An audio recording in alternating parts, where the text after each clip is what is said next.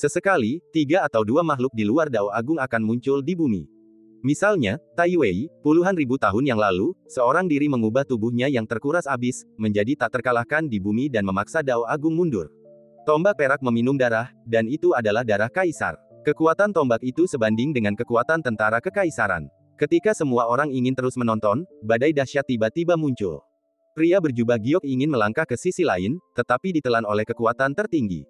Tubuhnya meledak dan berubah menjadi ketiadaan. Kalau saja dia tidak terluka, mungkin hasilnya tidak akan seperti ini. Mundur. Para prajurit yang kuat itu tidak berani menyentuh hukum apapun di area medan perang dan segera mundur ke belakang. Bahkan setelah lebih dari 300.000 tahun, hukum yang tersisa masih dapat memusnahkan orang-orang terkuat. Contoh terbaiknya adalah Old Mo, yang pingsan dan ditelan oleh kebencian sang kaisar. Kemungkinan orang ini tidak akan bangun. Kalaupun bangun, harapan hidupnya akan sangat berkurang, dan ia akan segera meninggal.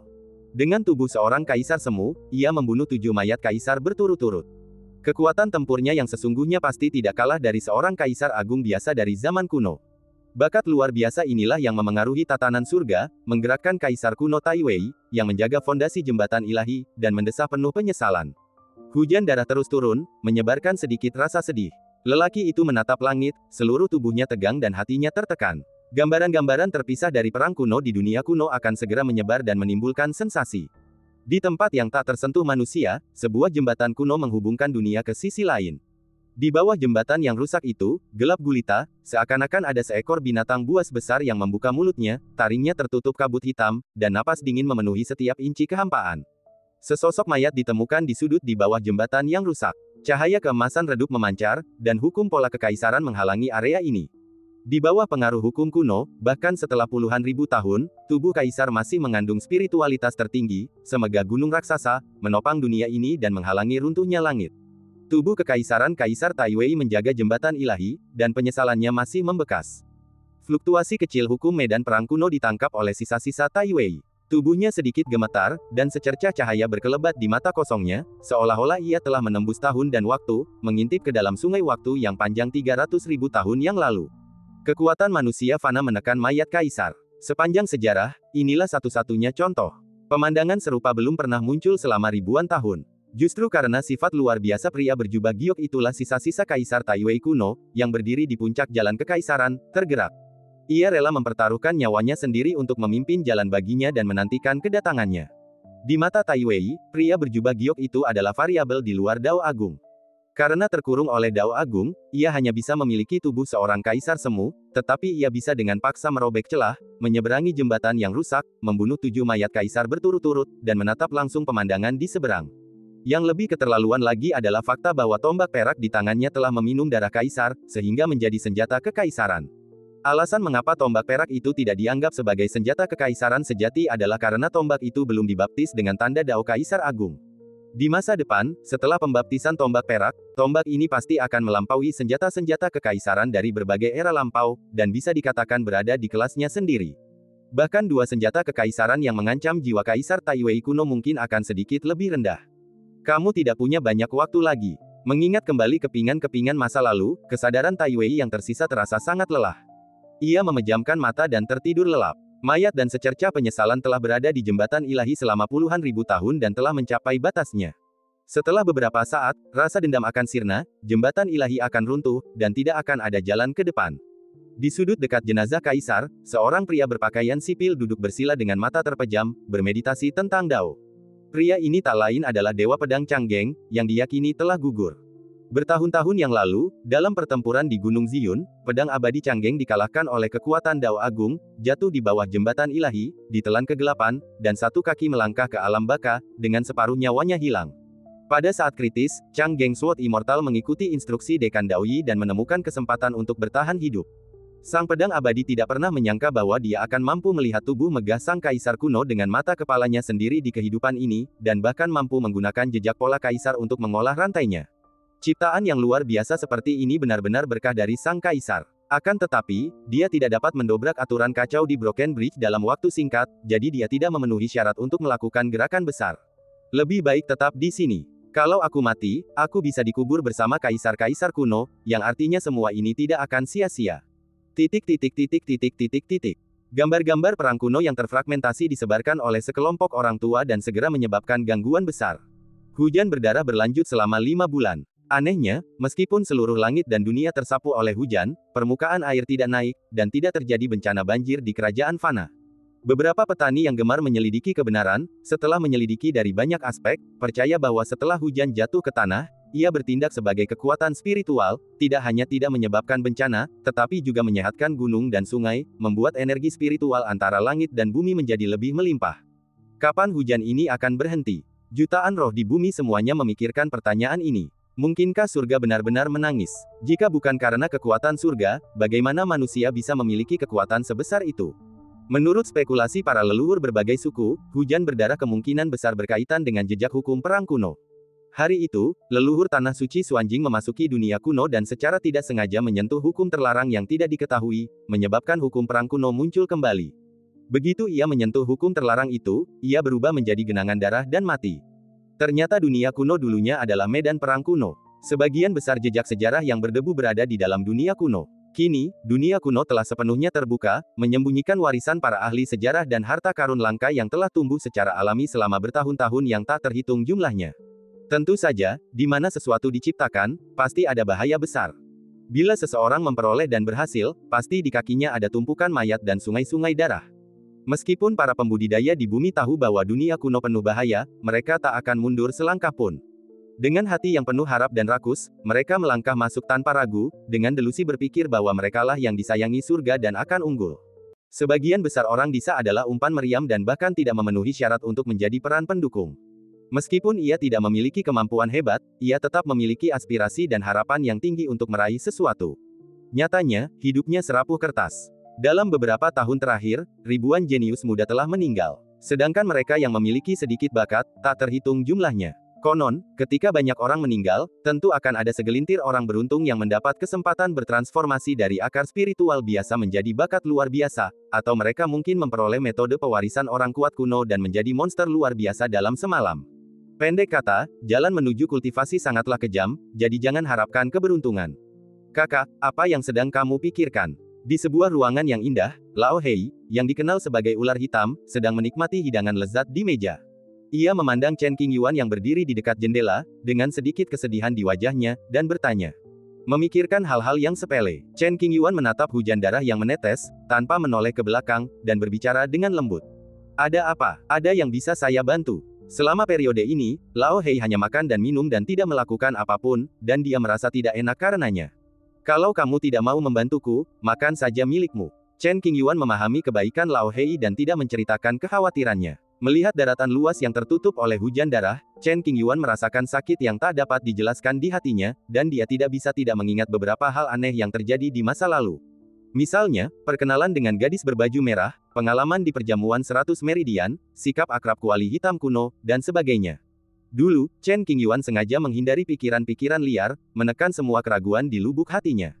Suatu hari nanti, misteri itu akan terpecahkan. Namun, karena datangnya hujan darah ini, Chen Qingyuan tak mampu lagi menahan kegelisahan di lubuk hatinya. Akhir-akhir ini, beberapa pertanyaan aneh sering muncul di benaknya, dan pikirannya pun kacau balau. Sehat. Sambil menatap langit berwarna merah darah, dia mendesah pelan. Hari ini, berita dari medan perang kuno mencapai Northern Wilderness. Chen Qingyuan menghabiskan beberapa batu roh untuk membeli berita terbaru dari Dizu. Buka batasan biasa di bagian luar slip giok, masuklah dengan kesadaran spiritual, dan baca isinya. Jauh di dunia kuno, di tanah merah darah, di sisa-sisa medan perang kuno. 17 orang berjalan di sepanjang jalan jembatan suci. Seorang pria berjubah giok, memegang tombak perak, duduk di jembatan yang rusak. Saat membaca lembaran giok itu, Chen Qingyuan mengerutkan kening dan entah kenapa teringat pada tombak peraknya. Itu seharusnya bukan senjata. Aku berpikir dalam hati. Kaisar semu dikalahkan dan 7 mayat kaisar dipenggal. Tak ada yang sebelum dan sesudahnya. Hanya ini satu-satunya. Pahlawan seperti itu harus kita hormati sepenuh hati. Akan tetapi, bukan saja Chen Qingyuan tidak menunjukkan rasa hormat, tetapi sekilas pikiran ketidakmauan terlintas di benaknya. Mengapa? Chen Qingyuan bergumam pada dirinya sendiri tentang keadaan emosinya yang aneh, namun sayangnya tidak ada seorang pun yang dapat memberinya jawaban. Kakak, entah kapan Lao Hei datang, ia menepuk-nepuk bahu Chen Qingyuan dengan ekornya dan terus memanggilnya. Ah, ada apa? Chen Qingyuan kembali sadar, berbalik dan menatap Lao Hei, suaranya sedikit serak. Sepertinya kamu sedang sakit parah. Kembalilah. Lao Hei bertanya dengan khawatir. Baru saja, Lao Hei jelas merasakan ada yang tidak biasa pada Chen Qingyuan. Ia memancarkan bau busuk, seolah-olah ia telah terbuang sia-sia selama bertahun-tahun dan tidak cocok dengan dunia ini. Setelah menelepon berkali-kali, Chen Qingyuan perlahan menjawab. Terutama tatapan itu, yang entah kenapa membuat Lao Hei sedikit berdebar, seolah menatap jurang tak berujung tanpa batas. Jiwanya langsung ditelan kegelapan. Sekuat apapun ia berjuang, ia tak mampu menembus ruang hitam itu. Ia perlahan tenggelam dan akhirnya lenyap. Perasaan ini tidak berlangsung lama, hanya sesaat. Aku baik-baik saja, jangan khawatir. Chen Qingyuan kembali ke penampilan aslinya, matanya menjadi lebih jernih, dan auranya kembali normal. Meski hanya sesaat, kejadian itu hampir membuat jiwa Lao Hei meninggalkan tubuhnya dan dia ketakutan. Tidak, aku baik-baik saja. Suara Lao Hei sedikit bergetar dan tubuhnya gemetar. Hujan seharusnya berhenti. Chen Qingyuan melirik keluar jendela lagi dan tiba-tiba mengatakan sesuatu. Bagaimana kamu tahu? Bagaimanapun, Lao Hei tidak tahu apakah hujan darah akan berhenti, jadi ia hanya perlu makan dan minum. Ia tidak perlu khawatir langit akan runtuh. Yang terpenting adalah menikmati hidup. Chen Qingyuan tidak menanggapi ini. Suatu perasaan, tidak dapat dijelaskan dengan jelas. Tampaknya hanya ketika saya mencapai tingkat yang lebih tinggi saya dapat mengungkap pertanyaan-pertanyaan ini jauh di dalam hati saya dan memahami perubahan-perubahan abnormal di dunia. Keesokan harinya, hari masih fajar. Seberkas cahaya pagi menerobos awan tebal, mengusir dinginnya malam dan turun ke tanah.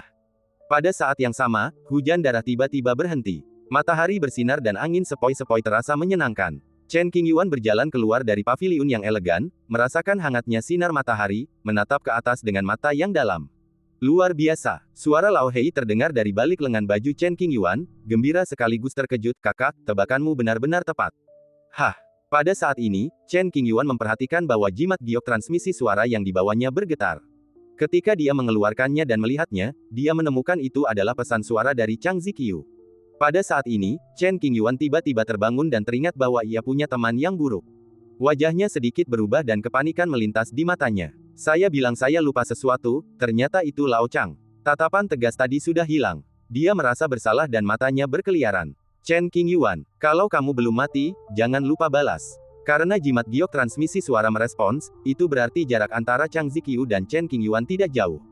Mendengar suara dari jimat giok, Chen Qingyuan bergidik dan merasa merinding. Setelah ragu sejenak, dia menjawab dan membuat janji untuk bertemu di suatu tempat. Beberapa jam kemudian, sebuah kota disewa sementara di dalam sebuah gua. Aula itu sangat indah, dengan meja-meja dan kursi-kursi yang elok, kayu cendana yang melengkung, dan keheningan yang amat sunyi. Tatapan mereka bertemu, dan suasananya menyedihkan. Setelah beberapa saat, Chen Qingyuan memaksakan senyum dan meminta maaf dengan canggung, Pak Tua Chang, maaf, saya sudah lama tidak menghubungi Anda. Tidak masalah. Tuan Chen punya banyak bangsawan di sekitarnya. Aku, Chang Ziqiu, tidak berani membuang waktumu. Chang Ziqiu berkata dengan nada sarkastis. Aku tidak sengaja meninggalkanmu sendirian di wilayah selatan.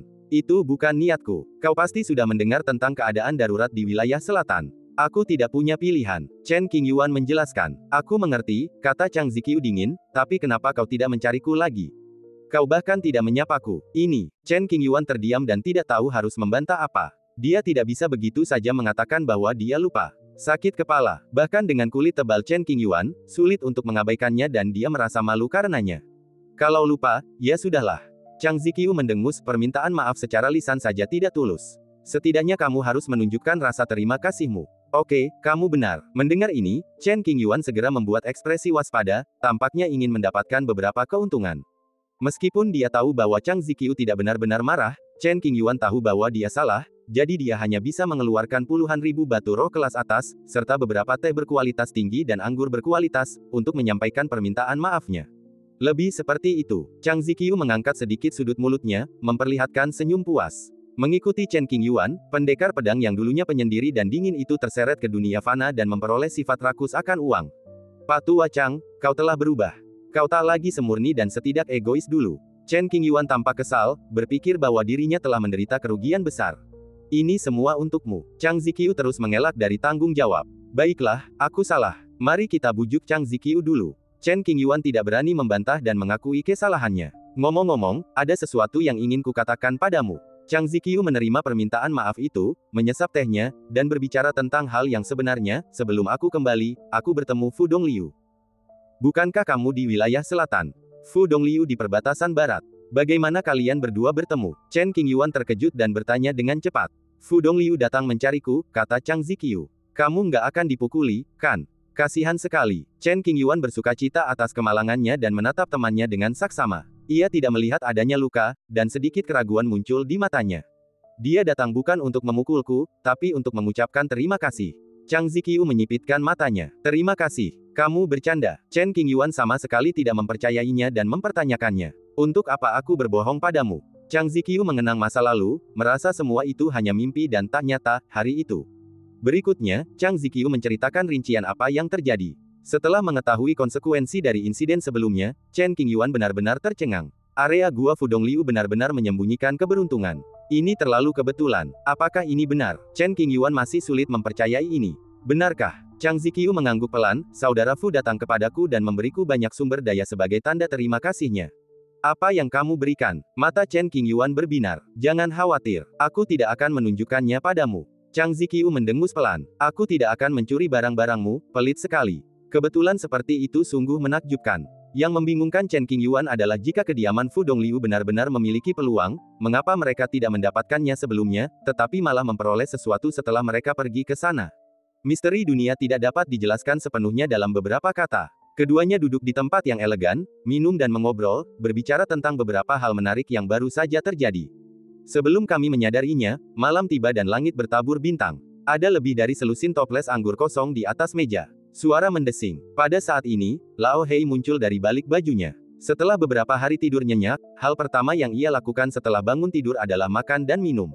Hei, apakah ini hewan peliharaanmu? Chang Ziqiu melihat Lao Hei dan berkata dengan terkejut. Ya, aku baru saja mendapatkannya baru-baru ini. Chen Qingyuan tidak berniat mengungkapkan identitas Lao Hei. Bukan karena dia tidak percaya pada temannya, tetapi karena dia tidak ingin membuatnya merasa canggung. Jika Chang Ziqiu tahu bahwa Lao Hei adalah seorang guru besar Mahayana, dia pasti akan merasa sangat tidak nyaman dan tidak tenang. Kamu punya kebiasaan seperti ini. Baru pertama kali aku melihatnya. Setelah mengamati Lao Hei beberapa kali, Chang Ziqiu tidak melihat ada yang aneh pada dirinya. Ia hanya merasa Lao Hei memiliki spiritualitas dan relatif normal. Chen Qingyuan tersenyum namun tidak mengatakan apapun. Lao Hei tak peduli dengan semua ini. Ia melahap hidangan lezat di meja, menggulung sebotol anggur dengan ekornya, dan menuangkannya ke dalam mulut. Pria kecil yang menarik. Chang Ziqiu mengulurkan tangan dan menggoda Lao Hei, menepuk kepalanya, dan berbisik. Lao Hei melirik Chang Ziqiu dengan mata dingin. Dalam sekejap, Chang Ziqiu tiba-tiba merasakan seluruh tubuhnya menjadi dingin dan dia merasa tercekik tanpa alasan. Perasaan itu cepat berlalu, seakan-akan tidak pernah muncul. Pak Tua Chang, kemarin aku mendengar berita bahwa sebuah peninggalan kuno muncul di wilayah bintang Tianhe di alam liar utara. Chen Qingyuan mengganti topik pembicaraan dan berbicara tentang Zheng Xian. Hukum langit dan bumi berubah, era baru akan segera dimulai, dan berbagai jejak kuno mulai muncul. Peninggalan-peninggalan kuno telah muncul di berbagai belahan dunia, membawa peluang sekaligus bahaya, membuat semua pihak bersemangat untuk bergerak. Aku tahu ini. Konon, tempat ini ditinggalkan oleh makhluk sakti dari zaman kuno. Sebuah penghalang khusus telah dipasang di pintu masuk, dan para kultivator yang berusia lebih dari 3.000 tahun dilarang masuk. Chang Ziqiu cukup berpengetahuan dan telah mendengar sesuatu. Ia berkata dengan ekspresi serius, menurut spekulasi saya, reruntuhan itu mungkin berisi warisan para guru kuno. Praktisi yang berusia di atas 100 tahun telah menempa jalan mereka sendiri dan tidak dapat mengubah jalan warisan, jadi ada batasan usia. Bagi seorang pendeta dengan sedikit bakat, hidup selama ribuan tahun bukanlah masalah besar. Hanya mereka yang berusia di bawah 3.000 tahun yang memenuhi syarat untuk memasuki reruntuhan kuno, yang sebagian besar ingin mencari penerus yang cocok. Apakah Anda ingin ikut bersenang-senang? Chen Qingyuan bertanya. Berdasarkan pemahamanku tentangmu, kamu mungkin tidak tertarik dengan jalur warisan. Chang Ziqiu berkata dengan lembut. Saya tidak tertarik pada warisan, tapi saya tertarik pada harta karun dan barang langka di reruntuhan. Reruntuhan kuno ini telah tertutup debu selama ratusan ribu tahun, jadi pasti ada banyak harta karun di dalamnya. Hantu serakah. Chang Ziqiu bergumam pelan. Kamu mau pergi? Chen Qingyuan memulai jalur akar dao laut samsara. Terobosan terakhirnya ke tahap tengah alam fusion menghabiskan sepertiga kekayaan keluarganya. Jumlah batu roh yang dibutuhkannya sejak saat itu akan sangat besar. Oleh karena itu, Chen Qingyuan harus membuat rencana untuk masa depan dan bersiap menghadapi hari hujan. Saat itu, di alam rahasia kuno di Tanah Lama, Kaisar Bing Lingzi memberikan semua sumber daya di alam rahasia itu kepada Chen Qingyuan. Sebagian dari sumber daya itu digunakan untuk membangun Sekte Qing, dan sebagian lagi diserahkan kepada kerabat sekte tersebut. Setelah kembali ke Dae, Chen Qingyuan menghabiskan sejumlah uang dan menemukan bahwa batu roh yang disimpan semakin sedikit. Dia pikir dia tidak perlu khawatir tentang kekurangan batu roh selama ratusan tahun, tetapi tubuhnya seperti lubang tanpa dasar yang tidak akan pernah terisi. Pergi. Chang Ziqiu merenung sejenak lalu mengangguk. Pergi ke reruntuhan kuno untuk menimba pengalaman selalu lebih baik daripada minum dan bersenang-senang setiap hari. Lagi pula, Chang Ziqiu telah menjadi tetua tamu Sekte Qing dan berteman dekat dengan Chen Qingyuan, jadi bagaimana mungkin ia membiarkan Chen Qingyuan berpetualang sendirian. Minumlah segelas anggur ini dan ayo pergi. Chen Qingyuan mengangkat gelasnya dan berkata, Chang Ziqiu, yang lain sudah memasuki reruntuhan kemarin. Kita tidak perlu terburu-buru. Chen Qingyuan bertanya, kapan kamu berencana pergi? Setidaknya minumlah satu lagi. Chang Ziqiu melambaikan lengan bajunya dengan ringan, dan setoples anggur berkualitas muncul di atas meja. Xiao, sesuai keinginanmu. Dengan cara demikian, mereka berdua meminum sepanci anggur berkualitas itu dengan santai dan nyaman. Malam semakin larut dan angin terasa dingin. Keduanya berjalan berdampingan, bergegas menuju medan bintang Tianhe. Reruntuhan itu telah muncul di tahun-tahun awal, tetapi Chen Qingyuan tidak punya waktu untuk ikut bersenang-senang sebelumnya, dan merasa telah kehilangan sumber daya batu roh yang tak terhitung jumlahnya. Sekarang, kita perlu menebus semua kesempatan yang hilang. Chen Qingyuan masih menyembunyikan napasnya dan mengenakan penyamaran. Nama belakangnya adalah Li Si. Hampir sampai. Beberapa hari kemudian, keduanya tiba di ladang bintang Tianhe dan dengan mudah menemukan lokasi reruntuhan kuno. Peristiwa di reruntuhan itu menimbulkan kerusuhan besar sehingga meskipun berbagai kekuatan ingin menyembunyikannya, mereka tidak mampu meredamnya. Wilayah inti Northern Wastelen adalah Tianhe, Diying, dan Renling. Sebagian besar kekuatan teratas berakar di tiga wilayah bintang ini. Kakak, kamu mungkin tidak bisa memasuki reruntuhan, jadi tetaplah di luar. Chen Qingyuan diam-diam berkomunikasi dengan Lao Hei. Berapa lama kamu akan berada di sana? Lao Hei sedikit khawatir. Saya tidak tahu, mungkin 1 atau 2 tahun paling lama. Chen Qingyuan berkata dengan suara yang dalam. Kalau begitu aku akan menunggumu di luar. Pastikan kamu kembali dengan selamat. Kata-kata Lao Hei tulus. Jika Chen Qingyuan melakukan kesalahan, dia akan disalahkan. Jangan khawatir, kata Chen Qingyuan, kalau di luar, jangan main-main.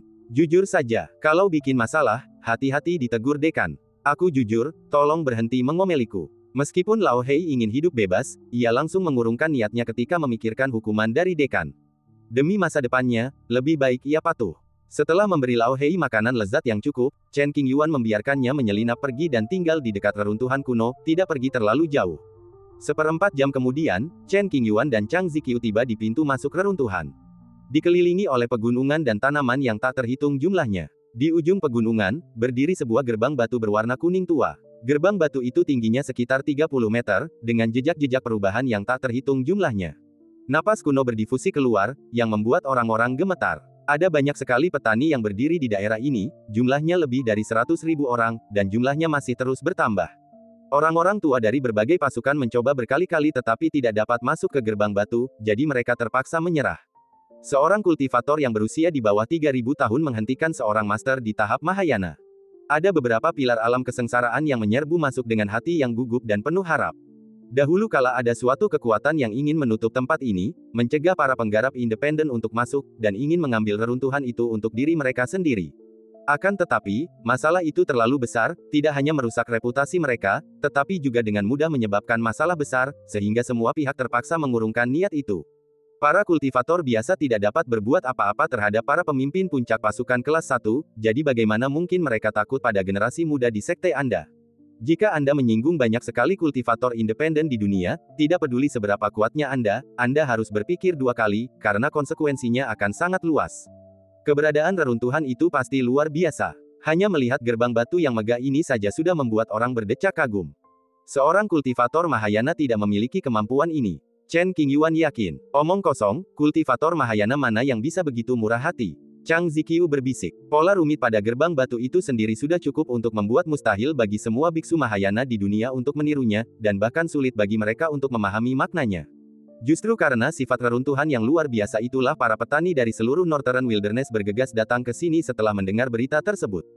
Chen Qingyuan bahkan tidak repot-repot melihat alam rahasia kecil biasa. Relik yang menarik perhatiannya pasti luar biasa. Ayo masuk dan lihat-lihat. Chen Qingyuan tidak dapat menunggu, karena takut sumber daya urat spiritual di dalamnya akan terbagi.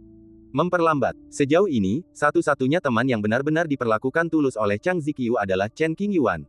Sedangkan satu-satunya teman buruknya, Chang Ziqiu mencintai sekaligus membencinya, yang seringkali membuatnya pusing. Mengabaikan tatapan orang-orang di sekitar, keduanya langsung menuju gerbang batu yang mengarah ke reruntuhan. Pasti dia. Banyak orang mengenali Chang Ziqiu dan mengungkapkan keterkejutan mereka. Salah satu dari 10 tokoh agung tanah terlantar utara, Chang Ziqiu. Sudah lama aku tak mendengar kabarnya. Mata semua orang tertuju pada Chang Ziqiu, dan mereka berkomunikasi satu sama lain tanpa keraguan. Meskipun Chang Ziqiu sangat berbakat, ia hanyalah seorang kultivator biasa tanpa seorang pun yang mendukungnya, jadi tidak perlu terlalu takut padanya. Banyak kekuatan yang mencoba untuk memenangkannya, tetapi semuanya ditolak. Tepat saat mereka berdua hendak mencapai gerbang batu, tiba-tiba aura kuat datang dari samping, dan dengan suara swoosh, aura itu menembus udara. Seseorang menghalangi jalan di depan, berdiri tegak di kehampaan dengan raut wajah bangga. Orang ini mengenakan pakaian biru tua, tangannya di belakang punggung, dan tatapannya dingin. Ia menatap Chen Qingyuan dan Chang Ziqiu dengan tatapan kosong, seolah-olah ia tidak menganggap serius orang-orang terkemuka di dunia. Su Suyang, seorang iblis yang baru-baru ini meraih ketenaran. Ia dulunya seorang kultivator biasa, tetapi kemudian ia diberkati oleh surga dan memasuki alam rahasia di mana ia bertransformasi menjadi iblis zaman itu.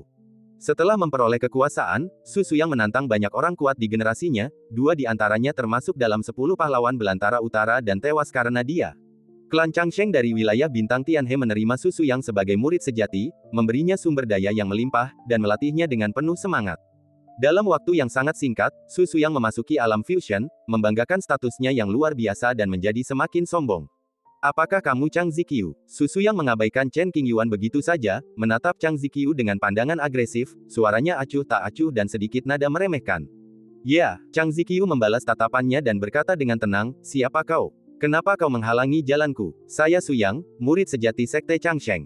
Saya sudah lama mendengar nama besar Chang Ziqiu. Saya beruntung bertemu dengannya hari ini dan ingin belajar darinya. Klan Changsheng merupakan kekuatan teratas di Northern Wilderness, dengan sejarah sedikitnya 100.000 tahun dan fondasi yang kuat. Sebelumnya, Su Suyang menyendiri dan tidak punya waktu untuk memasuki reruntuhan kuno. Begitu tiba di sini, Su Suyang bertemu dengan Chang Ziqiu yang terkenal. Ia ingin sekali menginjak Chang Ziqiu untuk membuat reputasinya semakin besar. Maaf, aku tidak berniat sparring. Silakan minggir, Chang Ziqiu berkata dengan dingin. Oh, apakah Anda takut, Tuan? Su Suyang dulunya hanyalah seorang kultivator biasa, bahkan bukan seorang jenius, apalagi memenuhi syarat untuk berpartisipasi dalam pesta 100 meridian. Saat itu, ia mendengar tentang ketenaran Chang Ziqiu dan sangat mengaguminya, bermimpi suatu hari nanti ia bisa mencapai hal yang sama. Berkat Tuhan, Su Suyang benar-benar mendapat kesempatan ini. Setelah berubah menjadi monster dalam semalam, Su Suyang tampak berubah menjadi orang yang berbeda. Ia merasa dirinya luar biasa dan tidak menganggap serius siapapun. Sekarang kalau ketemu orang yang pernah dikagumi, saya jadinya cuma mau menginjak-injak dia buat ngepuasin hawa nafsu saya yang mesum, bukannya mengajak ngobrol dan ketawa bareng. Baiklah, anggap saja aku takut. Chang Ziqiu tidak suka membuang-buang waktu dengan orang-orang yang membosankan, jadi dia hanya mengikuti apa yang mereka katakan dan menanggapinya dengan acuh tak acuh. Chen Qingyuan, yang berdiri di samping, sedikit mengernyit dan bergumam dalam hati, siapa orang ini? Dia sangat sombong. Zaman telah berubah, siapapun bisa keluar dan memberi perintah. Silakan minggir. Chang Ziqiu menekankan lagi. Jika kau bisa menahan 10 gerakanku, aku akan menyerah. Di mata Suyang, Chang Ziqiu jelas tidak punya nyali untuk bertarung. Karena ia pernah mengagumi Chang Ziqiu, ia pun mengalah dan bertukar beberapa jurus sebagai tanda penghormatan. Kamu cari masalah. Chang Ziqiu sedikit tidak senang, matanya menyipit dan suaranya menjadi rendah. Aku cari masalah denganmu, apa yang bisa kau lakukan padaku? Su Suyang mengangkat sudut mulutnya dan mencibir. Kesunyian. Chang Ziqiu sudah bertahun-tahun tidak bertemu orang sebodoh itu. Sejak ia menjadi terkenal di pesta 100 meridian, tak seorang pun di generasinya, kecuali segelintir orang, berani tidak menghormatinya. Sepertinya saya terlalu rendah hati. Ayo, Chen Qingyuan dengan bijaksana mundur ke kejauhan, menatap tajam dan berbisik. Ada sesuatu yang menarik untuk ditonton, dan Chen Qingyuan menantikannya. Para pendeta di sekitar berbicara dengan keras dan tanpa ragu. Apakah Chang Ziqiu benar-benar takut? Mantan Master Pedang pasti merasa sedikit ketakutan saat menghadapi penjahat yang baru muncul. Dengan datangnya era baru, apa yang disebut 10 pria hebat dari tanah terlantar utara telah lama kehilangan nama mereka. Menurut pendapatku, di seberang Northern Wilderness, satu-satunya orang dari generasinya yang mampu melampaui Su Suyang adalah Chen Qingyuan yang legendaris. Mendengarkan komentar semua orang, Su Suyang sangat bangga pada awalnya, dengan ekspresi bangga di wajahnya. Lambat laun, Su Suyang mulai merasa sedikit tidak senang ketika mendengar banyak orang mengatakan bahwa Chen Qingyuan dapat melampauinya.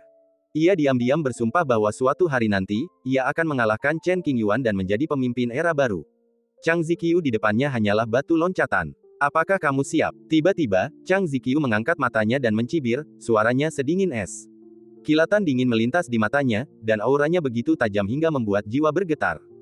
Dalam sekejap, jantung Susuyang bergetar hebat dan pupil matanya mengecil dengan cepat, seolah-olah dia sedang ditatap oleh binatang buas yang haus darah dan hanya selangkah lagi dari kematian. Perasaan tertekan yang sesaat membuat Susuyang mengepalkan tangannya, dan beberapa butir keringat muncul di dahinya. Saat dia bertarung sampai mati dengan dua pahlawan 10 alam liar utara lainnya, dia belum pernah merasakan hal ini. Apakah karena Chang Ziqiu? Susuyang dengan tenang menekan kegelisahan dalam hatinya dan berpikir secara diam-diam. Chang Ziqiu hanyalah seorang kultivator biasa. Meskipun sangat kuat, ia memiliki keterbatasan. Seharusnya mustahil. Karena Susuyang berani datang dan menghalangi jalan, mengancam akan menantangnya, ia pasti sangat yakin akan menang. Susuyang tahu segalanya tentang masa lalu dan kekuatan Chang Ziqiu. Setelah hari-hari ini, bahkan jika Chang Ziqiu tumbuh dewasa, tidak akan ada lompatan kualitatif. Ayo lakukan. Susuyang tertegun sejenak, lalu mengeluarkan pedang panjang berwarna gelap, yang sangat kuat dan bergejolak. Di sisi lain, Chang Ziqiu tidak memiliki fluktuasi hukum di tubuhnya. Ia tampak seperti orang biasa, tanpa rasa bahaya. Suasana terkendali dan kembali ke alam. Ledakan. Susuyang tidak ragu lagi dan menebas dengan pedangnya. Pedang itu berkilat, membelah puluhan puncak gunung dan meruntuhkan kehampaan, tak terhentikan. Satu tebasan ini, yang dikerahkan dengan sekuat tenaga, melenyapkan rasa takut yang tak terjelaskan di hatinya, memperkuat tekadnya untuk mencapai puncak di antara rekan-rekannya. Namun, kenyataannya sangat kejam. Chang Ziqiu mengulurkan tangan kanannya ke kehampaan, dan Mo Dao pun muncul.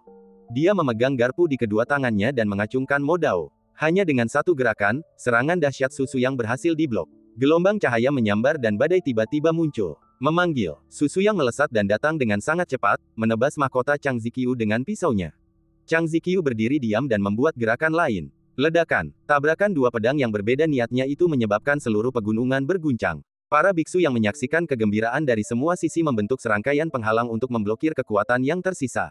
Serangan habis-habisan Susuyang yang kedua masih belum membuahkan hasil. Chang Ziqiu mungkin tidak ingin membuang waktu, jadi dia berhenti bertahan dan melangkah maju.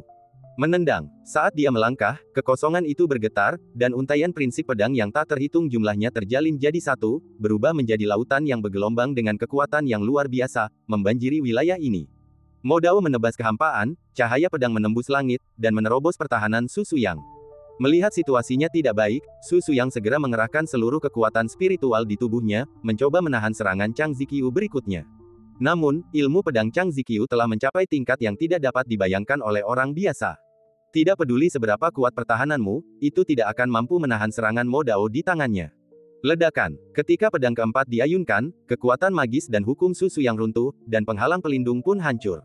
Pukulan kelima, Susuyang buru-buru menghindari bagian vital. Namun, lengan kirinya terpotong di bahu, darah mengucur deras, dan ia menjerit kesakitan yang menyayat hati.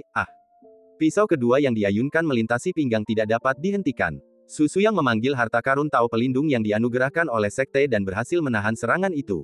Namun, kekuatan pedang itu begitu dahsyat sehingga sisa kekuatannya menembus harta karun Tao dan melukai organ dalam Susuyang, menyebabkannya muntah darah dan wajahnya berubah muram. Serangan pedang ketujuh, tebasan frontal, menyapu bersih semua rintangan. Retakan muncul di harta karun pelindung Susuyang, dan wajahnya dipenuhi ketakutan, seolah satu kaki telah melangkah ke alam kematian. Ia tak lagi berani mempertahankan sikap angkuhnya yang dulu dan berteriak keras, "Aku menyerah, aku menyerah." Ledakan. Pisau ini sudah dibuat, tidak ada alasan untuk mengambilnya kembali. Mungkin itu adalah takdir Susuyang, karena pedang ketujuh memotong separuh kepalanya, dan kekuatannya pun hilang. Harta karun Tao pelindung Rong hancur, dan sebelum hancur, harta karun itu menahan sebagian besar tekanan bagi Susuyang, yang menyelamatkan hidupnya. Berhenti. Pada saat ini, seorang ahli penyeberangan kesengsaraan yang kuat dari sekte Changsheng Dao muncul dan langsung melindungi Susuyang. Jika dia setengah langkah terlambat, Susuyang mungkin sudah menjadi mayat. Ia mengira pertempuran ini akan berlangsung lama, dan bahkan jika Susuyang tidak bisa mengalahkan Chang Ziqiu, ia pasti tidak akan terkalahkan. Namun, hasilnya begitu dramatis sehingga sang pelindung tidak menduganya. Seseorang campur tangan dan lelucon itu harus diakhiri. Chang Ziqiu menyingkirkan Mo Dao-nya, ekspresinya tidak berubah saat dia menatap Susuyang yang berantakan dengan ekspresi tenang, lebih baik itu tidak terjadi lagi. Semua orang mengerti ancaman dalam kata-kata itu. Jika kau berani memprovokasiku lagi, aku akan membunuhmu. Mendengar ancaman Chang Ziqiu, para petinggi sekte Dao Changsheng marah, tetapi tidak berani bertindak. Banyak mata yang mengawasi, dan akan lebih memalukan lagi bagi para pelindung Dao untuk menindas yang lemah. Su Suyang, yang sedang dilindungi, tubuhnya hancur dan separuh kepalanya terpenggal. Seluruh tubuhnya berlumuran darah kental, dan satu-satunya bola matanya yang tersisa menonjol keluar dari rongganya, dengan banyak pembuluh darah merah yang menempel, yang bisa saja lepas kapan saja. Kata-kata Chang Ziqiu sangat menyakiti hati Su Suyang. Ia menggertakkan gigi dan tidak berani berkata sepatah kata pun. Tatapan semua orang membuat Su Suyang merasa malu dan terhina. Su Suyang juga kalah, ya ampun. 7 serangan mengalahkan musuh. Inilah Chang Ziqiu, orang terkenal di negara kekaisaran. Ilmu pedangnya tak tertandingi dan keahliannya luar biasa. Ketika Su Suyang pertama kali menghalangi jalanku dan menantangku bertarung, aku merasa dia benar-benar tangguh. Aku tak pernah membayangkan dia akan dikalahkan secepat ini. Jika para master sekte Changsheng Dao tidak datang, aku tak akan bisa lolos hidup-hidup hari ini. Kata-kata penonton berubah menjadi jarum perak tajam yang tak terhitung jumlahnya, yang semuanya menusuk hati Su Suyang, membuatnya benci dan marah. Berjalan, pelindung itu membawa Su Suyang pergi, tidak mau tinggal lebih lama lagi. Perubahan mendadak itu membuat semua orang sangat menyadari kemampuan luar biasa Chang Ziqiu dan sangat mengejutkan mereka. Karena Su Suyanglah yang melangkah maju untuk memprovokasi, dan ini juga merupakan pertarungan antara sesama anggota, Changsheng Dao tahu bahwa mereka salah dan tidak akan turun tangan untuk menindas generasi muda. Tuan Muda Chang sangat berbakat. Saya, sesama pendekar pedang, ingin mengundang Anda minum teh dan berdiskusi tentang Dao. Apakah itu mungkin? Seorang lelaki tua berpenampilan seperti orang bijak tiba-tiba muncul, tersenyum dan memberikan undangan.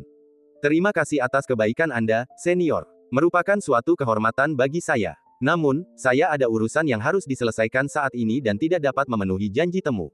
Chang Ziqiu mengenali pria tua di depannya dan menunjukkan sedikit rasa hormat di matanya. Orang tua ini adalah pendekar pedang terkenal di Northern Wilderness, dan tingkat kultivasinya tak terduga.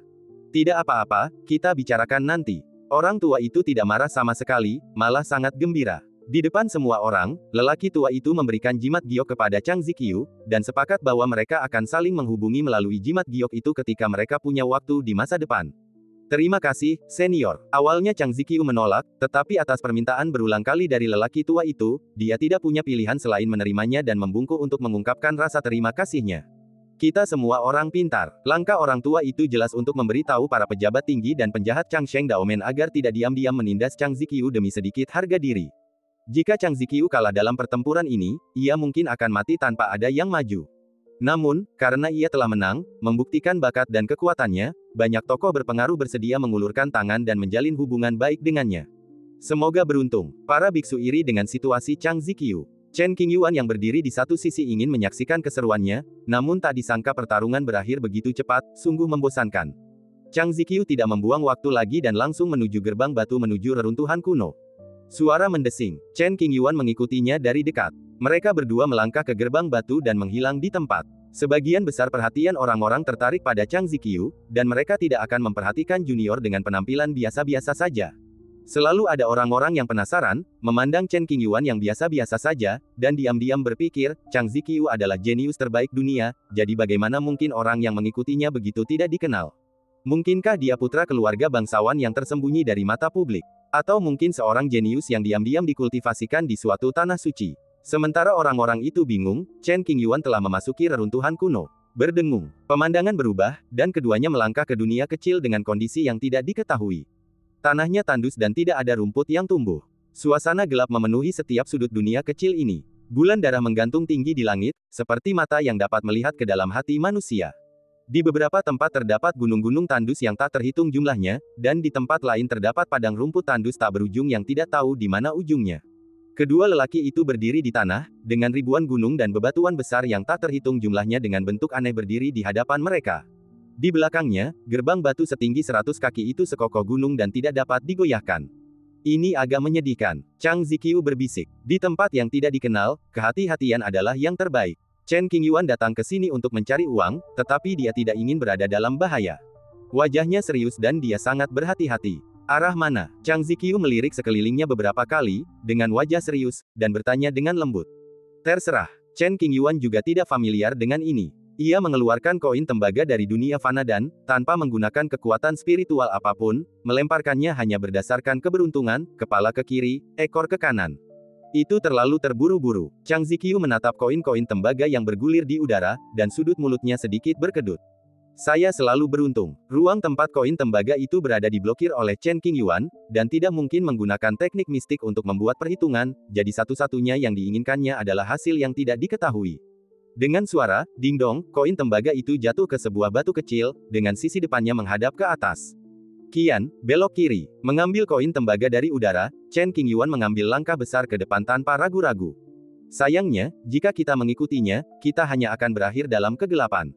Chang Ziqiu berdiri di sana dengan linglung sejenak, tersenyum kecut, lalu mengikutinya dari dekat. Di sebelah kiri adalah pegunungan kuno yang tandus, beberapa di antaranya tingginya 10.000 kaki, menjulang tinggi ke awan dan setinggi bulan darah. Reruntuhan kuno telah muncul selama beberapa hari, dan banyak orang telah masuk dan menjarah sumber daya yang kaya. Pasti ada cukup banyak biksu di reruntuhan istana kematian. Beberapa dari mereka mungkin dibunuh karena balas dendam, atau mungkin meninggal secara tragis dalam pertengkaran. Pembatasan di reruntuhan relatif longgar, dan semua praktisi di bawah usia 3.000 tahun dapat masuk. Oleh karena itu, banyak orang kuat yang sangat berbakat di masa kesengsaraan mengambil kesempatan untuk masuk dan mencari peruntungan. Memasuki pegunungan liar yang rumit, Chen Qingyuan dan Chang Ziqiu selalu berhati-hati dan waspada, tidak berani bersantai sedikit pun. Tidak ada fluktuasi pembuluh darah spiritual di dekatnya. Chen Qingyuan berjongkok, telapak tangannya menekan tanah padat berwarna kuning tua. Cahaya hijau berkelap-kelip di telapak tangannya, merasakan aura batu spiritual dalam radius 100 mil. Ini adalah teknik yang khusus digunakan untuk mengeksplorasi sumber daya batu spiritual. Chen Qingyuan telah lama mempelajarinya dan telah membuat beberapa kemajuan. Saya mencium sedikit bau darah. Chang Ziqiu melihat ke arah datangnya bau darah. Matanya menembus langit dan melihat sesosok mayat yang layu di suatu sudut di kejauhan, dan perangkat luar angkasa yang digunakan untuk menyimpan benda-benda pada mayat itu tidak ditemukan dimanapun. Tempat ini pasti sudah digeledah oleh orang-orang sebelum kita. Tidak mungkin kita menemukan apapun yang hilang. Chen Qingyuan mengerutkan kening. Reruntuhan ini sangat besar, dan pasti ada area luas yang belum dieksplorasi. Tanah kesempatan itu sangat berbahaya. Chang Ziqiu agak waspada terhadap area yang tidak dikenal. Ini semua salahmu. Chen Qingyuan tiba-tiba berbalik, meliriknya, dan menyalahkannya. Apa? Chang Ziqiu tampak bingung, dengan segudang pertanyaan dalam benaknya. Kalau saja kau tidak memaksaku minum sebotol anggur lagi, kita pasti sudah sampai lebih awal dan bisa mendapatkan sebagian sumber dayanya. Chen Qingyuan merasa tenang di dalam hatinya. Tidak ada niat jahat dalam kata-katanya, hanya untuk meredakan suasana yang membosankan. Petik 2. Petik 2. Pada hari keberangkatan, Chang Ziqiu menarik Chen Qingyuan untuk minum sepanci anggur enak lainnya, tidak dapat membantah, apakah kamu ingin aku memberimu kompensasi? Tidak apa-apa, mata Chen Qingyuan berbinar. Enyahlah. Chang Ziqiu memutar matanya. Keduanya berbincang dan tertawa saat mereka perlahan masuk lebih dalam ke pegunungan. Sejak saat itu, Chang Ziqiu mulai meniru sifat buruk Chen Qingyuan. Barang siapa bergaul dengan warna merah terang akan menjadi merah, dan barang siapa bergaul dengan tinta akan menjadi hitam. Chang Ziqiu tidak menyesali persahabatannya yang erat dengan Chen Qingyuan. Ia hanya ingin lebih berhati-hati terhadap teman yang buruk dan tidak membocorkan kekayaan keluarganya kepada orang lain. Berhenti, ada tebing di depan. 1 jam kemudian, Chen Qingyuan berhenti bercanda dan tampak serius, menatap lurus ke depan. Mereka berdua mendaki gunung yang tinggi dan mengikuti gelombang energi spiritual yang samar untuk datang ke sini. Dalam perjalanan ke sini, saya melihat tidak kurang dari 1.000 mayat, dan sisa-sisa pertempuran belum hilang. Jelaslah telah terjadi perang besar dalam beberapa hari terakhir, dan sumber daya di daerah sekitarnya pasti telah dirampas. Meskipun tempat ini telah dicari secara menyeluruh dan hanya ada sedikit fluktuasi hukum spiritual, Chen Qingyuan tidak ingin melepaskannya. Tidak terlihat ada akhir. Chang Ziqiu berdiri di tepi tebing, menatap ke dalam jurang, merasa takut yang tak dapat dijelaskan, seakan-akan jurang ini memiliki kehidupan dan juga tengah mengawasinya. Ada banyak legenda yang beredar di dunia sekuler yang mengatakan bahwa mereka yang melompat dari tebing dan selamat dari bencana pasti akan beruntung di masa depan. Pak Tua Chang, mau coba? Chen Qingyuan membuat lelucon. Coba kepalamu. Chang Ziqiu mengeluh. Sekalipun ada hal-hal baik di bawah sana, kita tidak bisa mendapatkannya. Ayo pergi. Merasakan sedikit energi spiritual, Chen Qingyuan tidak berani melanjutkan penjelajahan dan berencana untuk mengubah targetnya. Chang Ziqiu mengangguk sedikit dan bersiap untuk berbalik. Pada saat ini, bulan darah yang menggantung tinggi di langit tampak berkedip. Tepat saat keduanya hendak meninggalkan tebing, mereka tiba-tiba terkunci oleh suatu kekuatan besar. Saya tidak bisa bergerak. Wajah Chen Qingyuan tiba-tiba berubah, dan dia tidak bisa bergerak meskipun menggunakan seluruh kekuatannya. Kita dalam masalah. Mata Chang Ziqiu berputar saat ia memperhatikan gerakan sekecil apapun di sekitarnya. Suaranya rendah, alisnya berkerut, dan ia sangat gugup. Mendengus. Jurang di bawah tebing tampak hidup, dengan kabut hitam bergulung-gulung. Sebuah tangan raksasa terulur dari ujung jurang, meraih kedua orang itu dan menariknya kuat-kuat.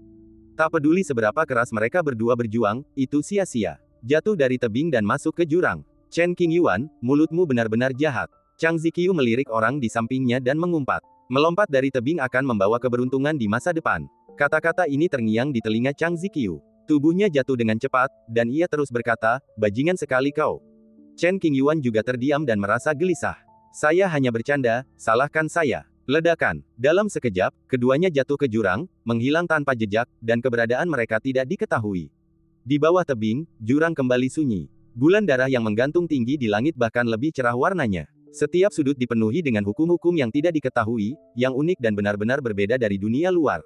Chen Qingyuan dan Chang Ziqiu ditelan jurang. Segala yang ada di depan mata mereka gelap gulita. Mereka masih terpuruk, tak tahu kapan akan berakhir. Tubuhnya tak terkendali dan tidak ada yang dapat dilakukan kecuali berdoa. Setelah beberapa saat, keduanya melewati penghalang transparan. Tiba-tiba, cahaya terang muncul di depan mataku, dan pemandangan yang kulihat benar-benar berbeda dari sebelumnya. Suatu kekuatan lembut menempatkan mereka berdua di tanah yang stabil dan kokoh, dan pemandangan di sekitarnya bagaikan negeri dongeng. Tanahnya ditumbuhi warna hijau, memperlihatkan makna magis. Gulungan kabut putih mengalir menurut tatanan khusus, bagaikan jalan yin dan yang. Gunung-gunung dan sungai-sungainya indah, airnya gemericik, dan terdapat banyak sekali tumbuhan dan pohon, membentang sejauh mata memandang. Jika melihat ke atas, Anda dapat melihat puncak yang sangat tinggi dan terisolasi, yang merupakan puncak tempat ini. Berdiri di puncak gunung, Anda dapat melihat segalanya. Ini adalah dunia kecil yang baru. Chen Qingyuan berdiri di padang rumput yang dikelilingi banyak pohon, penuh vitalitas. Di dalam dunia, cara-cara seperti itu benar-benar di luar jangkauan orang biasa. Chang Ziqiu menelan ludahnya, matanya dipenuhi keterkejutan dan ketidakpercayaan. Dunia yang sunyi di luar sana jelas merupakan ilusi, diciptakan untuk menipu dunia. Inilah reruntuhan yang sesungguhnya, penuh energi spiritual dan penuh peluang. Setelah mengatakan ini, Chen Qingyuan menemukan obat spiritual bermutu tinggi di bawah pohon di dekatnya dan dengan cepat memasukkannya ke dalam sakunya. Ambang pertama pasukan kuat kuno adalah penghalang gerbang batu, yang mencegah orang yang berusia lebih dari 3000 tahun untuk masuk. Bulan darah yang menggantung tinggi di tanah tandus merupakan rintangan kedua, yang memisahkan mereka yang memiliki bakat luar biasa dan membawa mereka ke tempat warisan. Setelah bertahun-tahun, aturan larangan tersebut masih berfungsi normal. Orang yang mengatur tempat ini pastilah orang yang berkuasa dengan latar belakang yang hebat. Sungguh sial. Chang Ziqiu melirik Chen Qingyuan yang sedang menggali ramuan dengan perasaan campur aduk. Tadi, ia memarahi Chen Qingyuan karena omongannya yang buruk, dan kini, dalam sekejap mata, mereka telah tiba di inti reruntuhan. Sungguh takdir yang tak terduga. Saya sudah mengatakannya sebelumnya, saya beruntung kali ini. Chen Qingyuan menunjukkan ekspresi bangga dan menggunakan metode pencarian khusus, bermaksud untuk mengumpulkan semua ramuan spiritual dan harta karun di sekitarnya. Saya pikir kita harus pergi dan melihat gunung itu. Chang Ziqiu tidak punya alasan untuk membantah Chen Qingyuan. Ia menoleh ke arah gunung tinggi di kejauhan dan menyarankan, ayo kita cari semua sumber daya di sini dulu. Jangan sia-siakan. Chen Qingyuan sangat bersemangat, bergumam, buah sang yang zu, rumput Ningxian, siamai kelas 7. Rumput spiritual yang tumbuh di reruntuhan tersebut tidak terganggu oleh angin dan hujan di luar dan kualitasnya sangat baik. Setiap ramuan spiritual berkualitas tinggi dapat dijual dengan harga yang sangat tinggi jika diletakkan di luar. Orang yang rakus. Chang Ziqiu mengeluh, tetapi dia juga tidak diam, mencari sumber daya di hutan. 1 jam kemudian, area dalam radius puluhan mil pada dasarnya dibersihkan oleh mereka berdua. Panennya tidak buruk. Chen Qingyuan tersenyum puas. Karena ketidaktahuannya terhadap subjek tersebut, Chang Ziqiu menerima sumber daya yang jauh lebih sedikit daripada Chen Qingyuan, tetapi sumber daya itu masih lebih berlimpah, dan dia tampak bahagia. Jika kita memandang ke kejauhan, kita akan menemukan bahwa inti kabut putih itu adalah gunung yang menjulang di antara awan. Puncak yang sunyi itu tertutup kabut tebal. Pemandangan dari puncak tak terlihat oleh mata telanjang maupun kesadaran spiritual. Hanya garis luar permukaannya yang samar-samar terlihat. Sepertinya ada orang lain. Chen Qingyuan memperhatikan beberapa sosok yang telah tiba di kaki puncak yang sepi. Selain jurang itu, seharusnya ada pintu masuk lain. Chang Ziqiu berspekulasi. Cepatlah, atau kamu tidak akan punya kesempatan untuk mengambil tawaran itu. Chen Qingyuan melompat ke udara dan segera menyusul. Tak lama kemudian, keduanya muncul di kaki puncak yang sepi. Setelah tiba di kawasan tersebut, keduanya terkejut karena mendapati tubuhnya terikat dan kaki mereka tidak dapat meninggalkan tanah. Singkatnya, jika Anda ingin mendaki gunung, Anda harus melangkah 1 langkah pada 1 waktu, sama seperti orang biasa. Sekarang kita sudah di sini, tidak ada alasan untuk mundur. Chen Qingyuan memandang kabut putih di sekelilingnya, menenangkan hatinya yang sedikit gelisah, dan berdiri teguh. Gunung ini terlihat sangat tidak biasa. Chang Ziqiu memiliki ilusi bahwa puncak terpencil ini adalah makhluk hidup yang tengah mengawasi mereka. Memikirkan hal ini, tubuh Chang Ziqiu sedikit gemetar, dan hawa dingin menjalar di hatinya. Naik gunung. Setelah selesai berbicara, Chen Qingyuan melangkah maju. Dia berjalan menembus kabut tebal tanpa rasa takut dan dengan ekspresi tenang. Chang Ziqiu mengikutinya dari dekat, dan tak lama kemudian mereka berjalan berdampingan. Dengan lambaian tangannya yang pelan, kabut pun hilang, dan jalan di depan pun dapat terlihat samar-samar. Jalur pendakian mengarah ke puncak. Anak tangganya yang panjang dan lebar, sekitar 6 meter, dengan jumlah lantai yang tidak diketahui. Setiap anak tangga batu diukir dengan jejak pola kuno, berisi kekuatan spiritual peninggalan para guru kuno. Ketika saya mendongak, saya melihat kabut putih telah menutupi banyak tempat, dan saya hanya dapat melihat area seluas beberapa kaki radiusnya. Patah. Chen Qingyuan melangkah maju dan meletakkan kaki kirinya di anak tangga batu pertama. Ledakan. Tekanan yang tidak dapat dijelaskan datang padanya, menyebabkan Chen Qingyuan sedikit gemetar. Agak aneh, hati-hati. Dia menoleh dan melirik Chang Ziqiu, mengingatkannya. Ujian mendaki gunung. Chang Ziqiu melangkah maju dan merasakan tekanan itu. Ia mengerutkan kening dan merenung sejenak. Pasti ada sesuatu yang bagus di sana. Karena ada rintangan, itu membuktikan bahwa pasti ada artefak di puncak gunung, yang kemungkinan besar merupakan warisan seorang tokoh berpengaruh di zaman dahulu.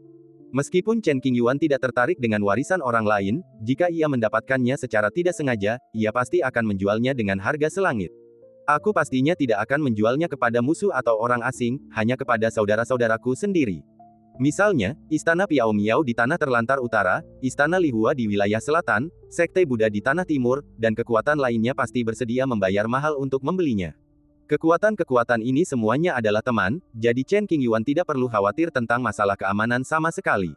Semakin tinggi kamu naik, semakin besar tekanannya. Setengah jam kemudian, lapisan tipis keringat muncul di dahi Chen Qingyuan dan wajahnya muram. Sungguh, Chang Ziqiu mengatupkan bibirnya rapat-rapat, kakinya terasa seperti beratnya miliaran pon, dan setiap langkah yang diambilnya terasa sulit. Mereka berjalan cukup lama dan bertemu puluhan orang di tengah gunung. Orang-orang ini terengah-engah dan berdiri di sana untuk beristirahat. Mereka tiba beberapa saat lebih awal dari Chen Qingyuan, tetapi tertunda oleh peraturan aneh di jalur pegunungan itu. Di antara mereka, beberapa orang kuat di tahap penyeberangan kesengsaraan juga terjebak dan merasa sulit untuk bergerak maju. Puncak terpencil ini tampaknya memiliki hukum kekuatan yang aneh. Seberapapun tingkat kultivasi Anda tidak dapat mencapai puncak gunung secara langsung. Anda harus tetap berpijak di bumi dan mendaki selangkah demi selangkah. Lagi pula, bukan berarti makin tinggi tingkat kultivasi, makin kecil tekanannya. Tekanan ini didasarkan pada pengembangan diri sendiri, dan itu adil dan pantas. Maafkan penglihatan saya yang kurang baik, tapi teman ini sepertinya tidak saya kenal. Siapa namamu? Seorang kultivator di puncak alam fusion, berusia lebih dari 2000 tahun, menatap Chen Qingyuan tanpa ragu dan membungkuk memberi salam. Setiap kultivator yang bisa sampai ke dunia tengah pastilah memiliki bakat luar biasa dan sedikit banyak terkenal. Chen Qingyuan mengubah penampilannya dan menyembunyikan auranya, sehingga orang-orang di depannya tidak dapat melihatnya. Sebelumnya, gelang giok gadis berjubah merah itu telah melindunginya, sehingga bahkan pendatang baru di jembatan ilahi pun sulit melihat wujud asli Chen Qingyuan. Kini, gelang giok itu telah hancur, menjadi setitik cahaya bintang di laut samsara di dunia dasar. Sebelum meninggalkan Akademi Daoyi, Chen Qingyuan menerima banyak hal dari gurunya, di antaranya tentu saja ada harta yang dapat menyembunyikan auranya sendiri. Meskipun harta karun pemberian sang guru jauh lebih rendah dibanding harta karun pemberian gadis berbaju merah, namun mustahil bagi para pembudidaya biasa untuk mengetahuinya. Namaku Li Si. Karena sopan santun, Chen Qingyuan menjawab sambil menyeringai. Semua orang menyaksikan, dan sedikit rasa malu muncul di wajah mereka saat mendengar nama itu. Li Si, benarkah? Nama ini juga asal-asalan. Jika manusia biasa, nama-nama biasa seperti ini pasti sudah biasa, ada juga nama-nama seperti Goudan.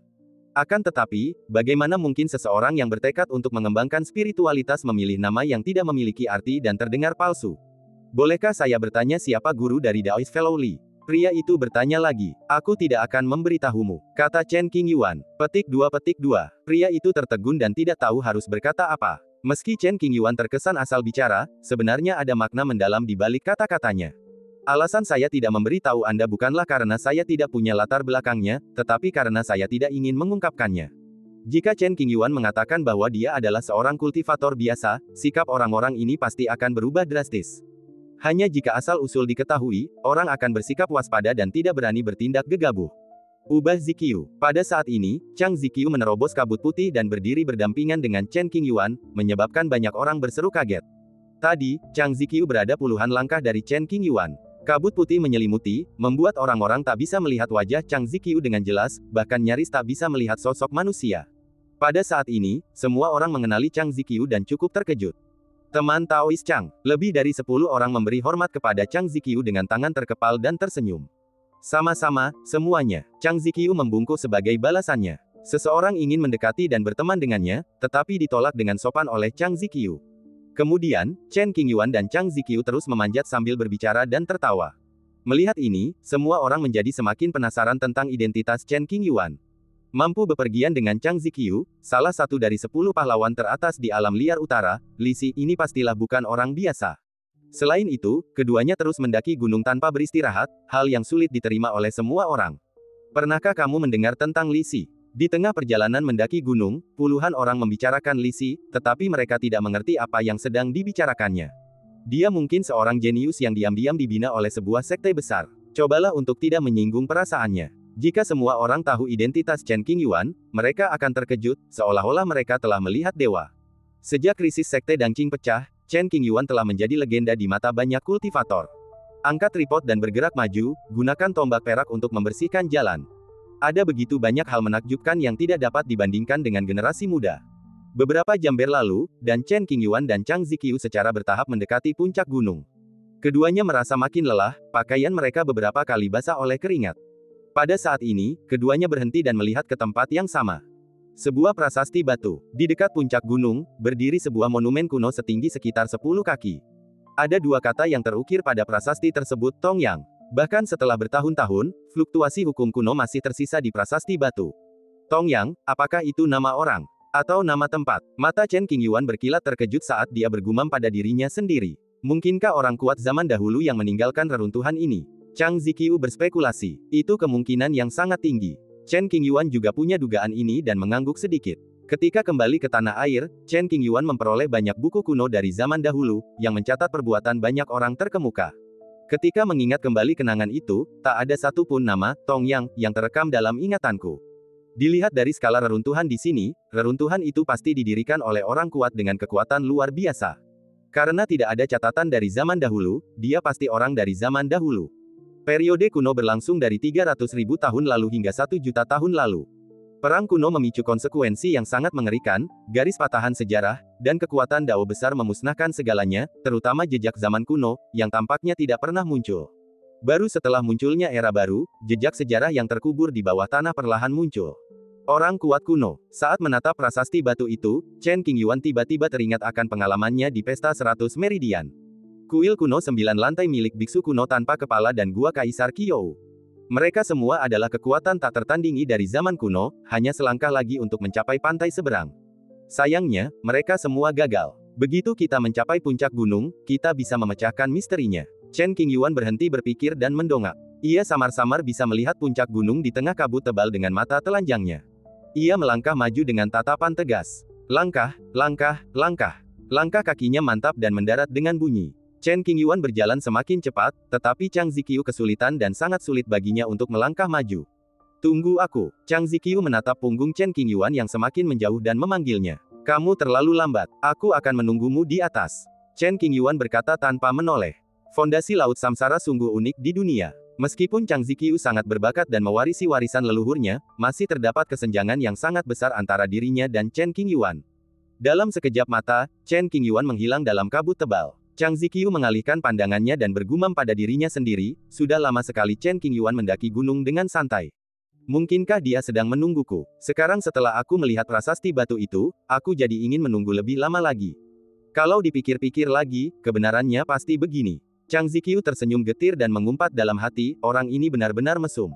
Saya jelas telah berusaha semampu saya, tetapi saya tidak menyangka bahwa saya masih belum dapat mengejar Chen Qingyuan.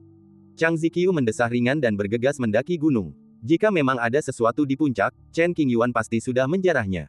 Agar tidak pulang dengan tangan hampa, Chang Ziqiu harus mengertakkan gigi dan gigi, mencapai puncak secepat mungkin. Saat kita semakin dekat ke puncak, tekanan meningkat drastis. Namun, Chen Qingyuan tidak terlalu terpengaruh. Setiap kali hukum kuno mulai berlaku, lautan reinkarnasi dalam tubuh akan beroperasi secara mandiri, menyerap sebagian besar tekanan dan mengubahnya menjadi makanan.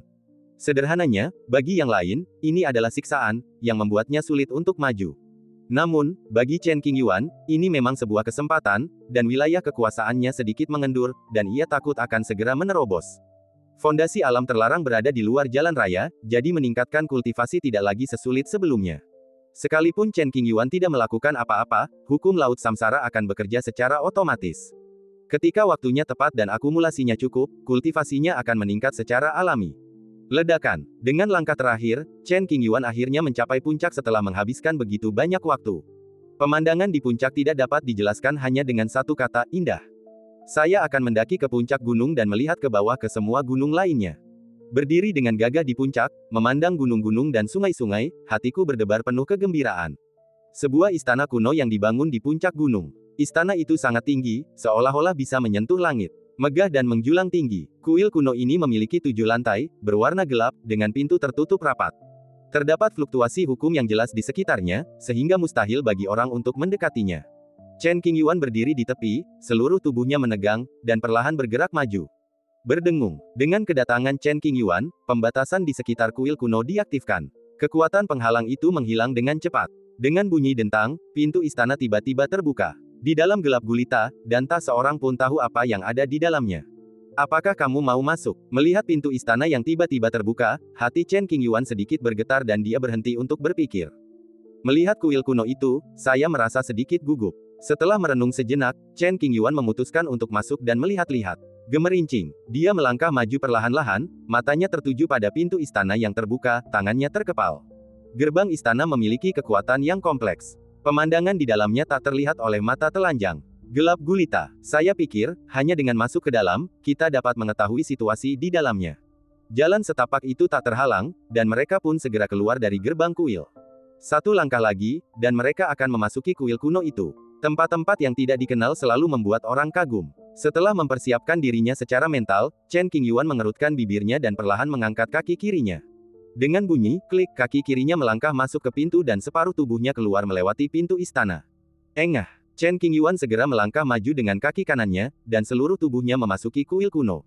Proses ini seperti menembus lapisan film air. Dalam sekejap, kegelapan di depan mataku tidak ada lagi, dan gambarannya sangat jelas.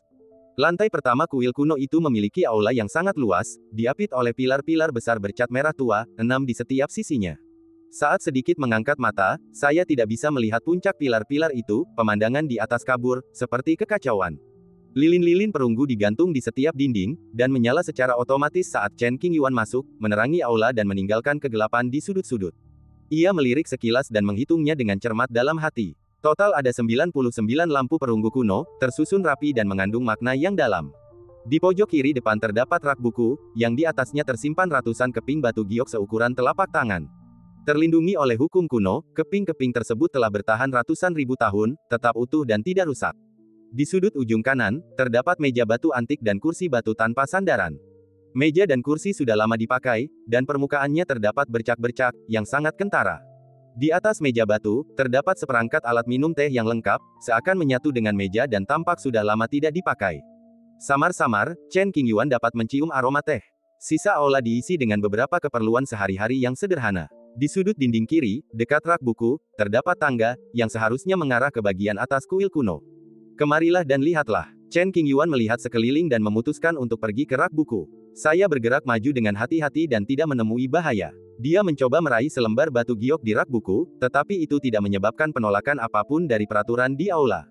Tidak ada batasan pada slip giok dan dapat dibaca. Jadi, Chen Qingyuan memisahkan sedikit kesadaran spiritualnya dan membuka slip giok itu. Seni yin yang tertinggi, mengamati matahari dan bulan, membahas yin dan yang. Ini adalah praktik unggul yin dan yang. Sayangnya, Chen Qingyuan tidak tertarik dengan sihir Tao ini. Ia mengalihkan pandangannya setelah beberapa kali melirik. Bisakah aku mengambilnya? Jika dia bisa mendapatkan begitu banyak kepingan giok dari dunia luar dan melelangnya, dia pasti akan meraup untung besar. Di masa depan, dia bisa menghabiskan batu roh di sana selama 100 tahun tanpa rasa khawatir. Namun, kepingan giok ini ditinggalkan oleh tokoh-tokoh kuno yang kuat, dan pasti ada batasan khusus yang terukir di atasnya.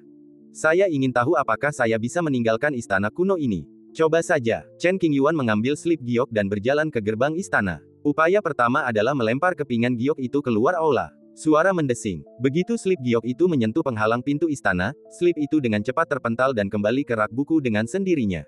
Aku gagal. Chen Qingyuan sedikit mengernyit, berbalik dan berjalan kembali ke rak buku, mengambil slip giok itu lagi, dan berencana untuk membawanya keluar. Selama dia berhasil, dia akan mengosongkan istana kuno itu dari segalanya. Kosongkan. Tidak ada satu pun yang tersisa. Sekalipun itu adalah meja batu atau bangku batu, yang daya tarik spiritualnya telah hilang, masih mungkin menghasilkan uang dengan menjualnya sebagai barang antik, karena banyak orang ingin mempelajarinya. Engah. Chen Qingyuan melewati penghalang gerbang kuil dan berjalan keluar. Dia melihat ke bawah dan mendapati bahwa slip giok di tangannya telah menghilang di suatu titik. Gagal lagi. Oh, Chen Qingyuan memasuki aula dan menemukan bahwa slip giok telah tiba di tempat yang tepat. Tampaknya keinginan untuk menjadi kaya dengan mengosongkan rak buku sama sekali tidak mungkin. Sudahlah, Chen Qingyuan mendesah ringan dan tidak punya pilihan selain menyerah. Mengenai reproduksi isi slip giok, hal itu tidak diperlukan. Alasan mengapa slip giok kuno sangat berharga adalah karena mengandung rima spiritual yang tak terlukiskan yang dapat membantu praktisi memahami Dharma. Nilai replika slip giok telah turun secara signifikan. Yang lebih penting, tanpa kekuatan yang cukup, seseorang tidak dapat meniru konten mental sihir yang unggul dan rentan terhadap serangan balik. Hei, apa ini? Saya baru saja dibutakan oleh keserakahan akan uang, dan sekarang saya menyadari ada selembar batu giok ungu di bagian atas rak buku.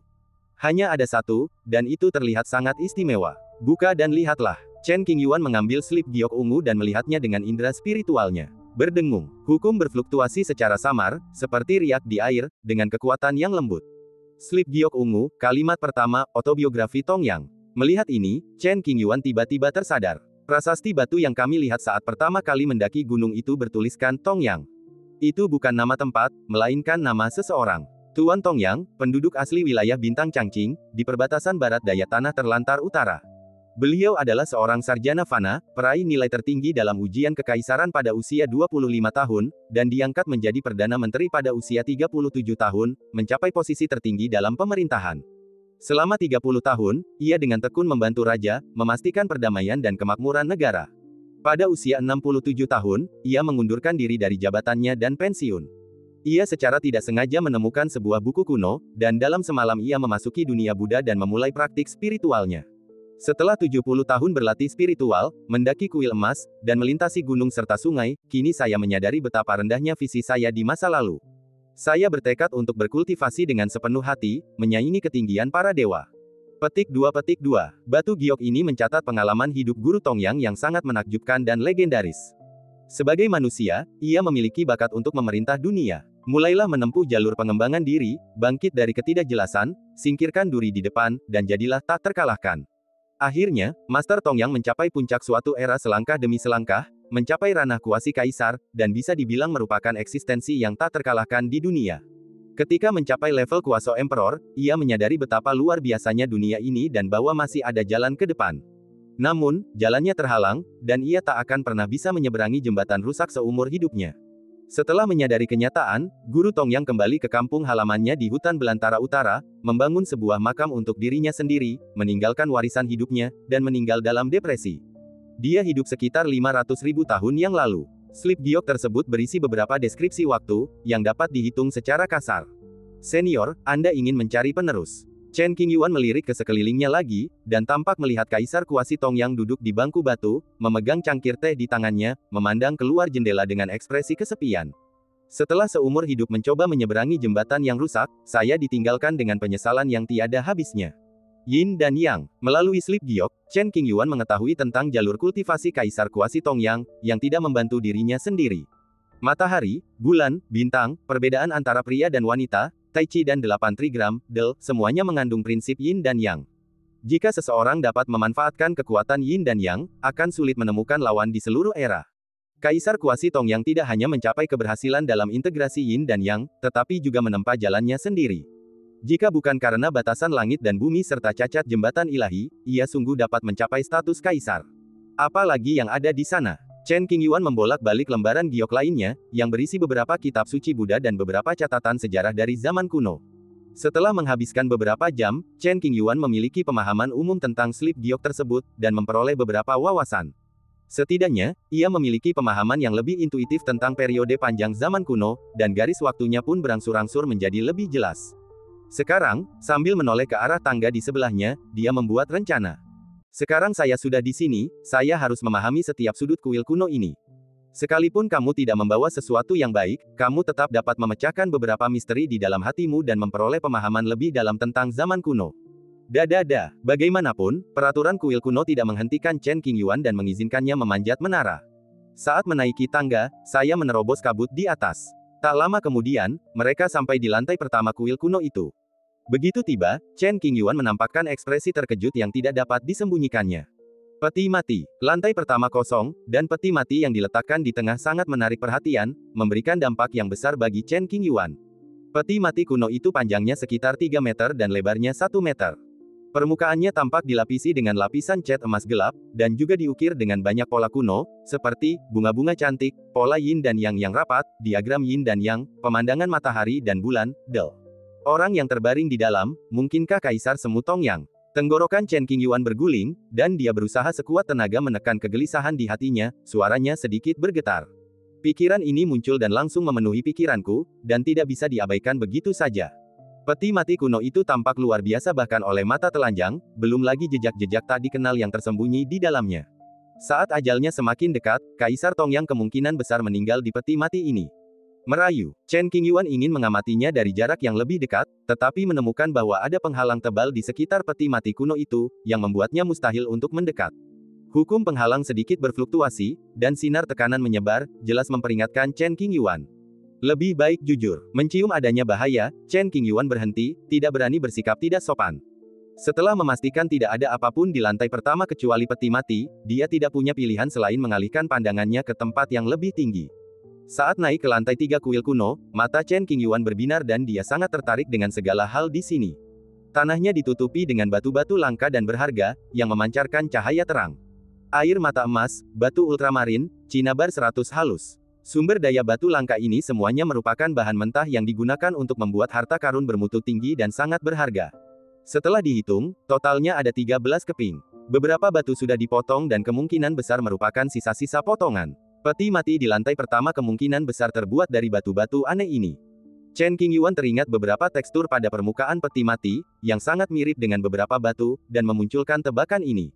Dalam kasus ini, peti mati di lantai pertama adalah senjata yang sangat menakutkan. Memanggil. Dengan jentikan lengan bajunya, semua harta langka dan batu di tanah dikumpulkan oleh Chen Qingyuan. Sisa-sisanya tidak boleh diambil berdasarkan hukum kuil kuno. Chen Qingyuan berpikir dalam hati, aku harap perjalanan ini akan membuahkan hasil dan tidak kembali dengan tangan kosong. Terus naik. Lantai keempat kosong. Lantai 5 masih kosong. Lantai 6 kosong. Bermain. Chen Qingyuan tertegun dan ingin mengumpat. Tidak mungkin tanah warisan yang ditinggalkan seorang kaisar semu tidak mempunyai sumber daya sama sekali. Berdiri di ruang terbuka di lantai 6, Chen Qingyuan mengerutkan kening dan berpikir keras, mungkin bukan karena tidak ada apa-apa, tapi karena aku tidak bisa mendapatkannya. Beberapa keping harta karun, yang terlalu malas untuk menggunakan teknik rahasia untuk menyegelnya sebelum kematiannya, dibuang di suatu tempat di lantai 3. Namun, harta karun lainnya pasti telah disembunyikan oleh hukum kuno. Hanya dengan memperoleh warisan kuasi kaisar, hal-hal di istana kuno akan muncul dan ditangani oleh pewaris.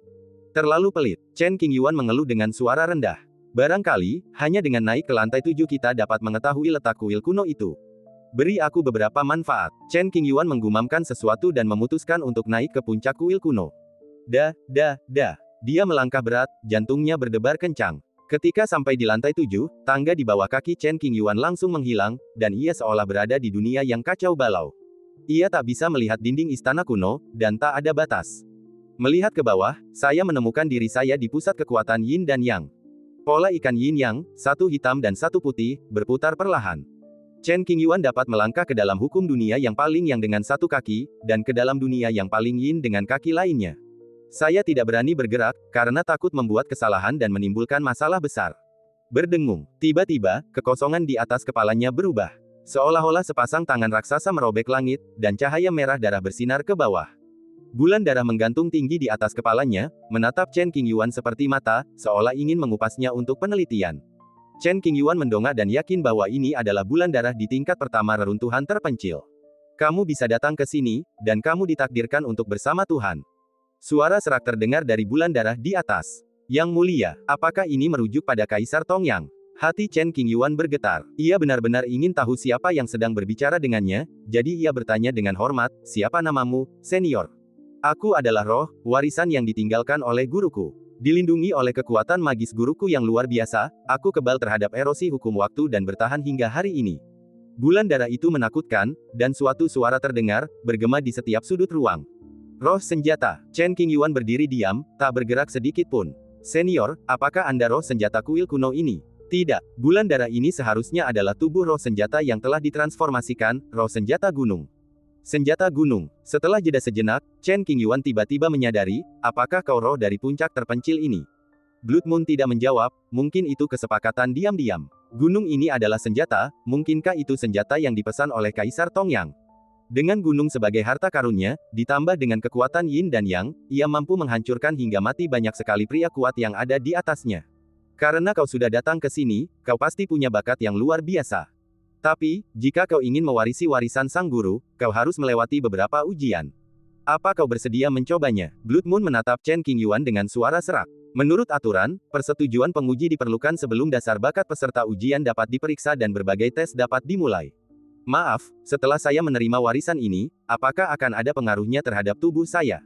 Bisakah saya berlatih teknik lain?" Chen Qingyuan bertanya. "Jika kau lulus ujian, teknik warisan akan diberikan kepadamu. Terserah kau untuk mengaturnya sendiri, asalkan kau tidak mencoreng nama baik sang master." Blood Moon menjawab. "Itu mungkin saja." Chen Qingyuan tersenyum, senyum yang tulus. Tidak akan mempengaruhi jalur kultivasinya sendiri, dan seseorang juga dapat mewarisinya dari pasangannya, dan begitu dijual, harganya pasti akan selangit. "Oh, saya punya pertanyaan lagi. Mengapa begitu banyak tempat di istana kuno yang kosong?" Chen Qingyuan bertanya lagi. Suewe terdiam sejenak, berpikir bahwa orang pertama yang datang ke sini untuk mempersiapkan penilaian benar-benar banyak bicara. Melihat Chen Qingyuan adalah orang pertama yang mencapai puncak, Suewe menjawab dengan jujur, teknik rahasia itu tersembunyi. Hanya dengan mewarisinya, kita bisa mendapatkan segalanya. Saya benar-benar dilahirkan untuk mewarisi. Nada bicara Chen Qingyuan tegas, seolah-olah dia melihat sumber daya yang tak terhitung jumlahnya melambai padanya.